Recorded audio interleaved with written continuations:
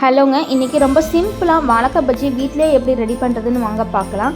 1 cup கடலை மாவுக்கு 1/4 cup அரிசி மாவு, 3 டீஸ்பூன் தனி மிளகாய் தூள், 1/2 டீஸ்பூன் மஞ்சள் தூள், 1/4 டீஸ்பூன் பெருங்காயத்தூள்,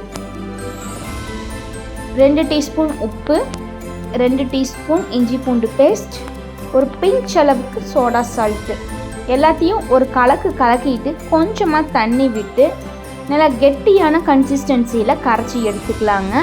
கட்டியே இல்லாமல் கரைச்சி எடுக்கணுங்க. பஜ்ஜிக்கு வாழைக்காய் எப்பவுமே ஸ்ட்ரைட்டாக இருக்கிற மாதிரி பார்த்து வாங்கணுங்க. தலையும் வாழையை கட் பண்ணிவிட்டு ஸ்லைசரில் போட்டு நல்லா கட் பண்ணி எடுத்துக்கலாங்க.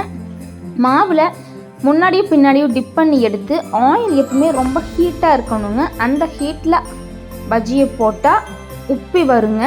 ஒரு சைடு உப்பி வந்ததுமே இன்னொரு சைடு திருப்பி போட்டு உப்பி வந்ததுமே லைட்டாக கலர் சேஞ்ச் ஆனதுமே எடுத்தால் சுட சுட ரொம்ப டேஸ்டியான அண்ட் ஹெல்த்தியான வாழைக்காய் பஜ்ஜி வீட்லேயே ரெடி. ட்ரை பண்ணி பாருங்கள்.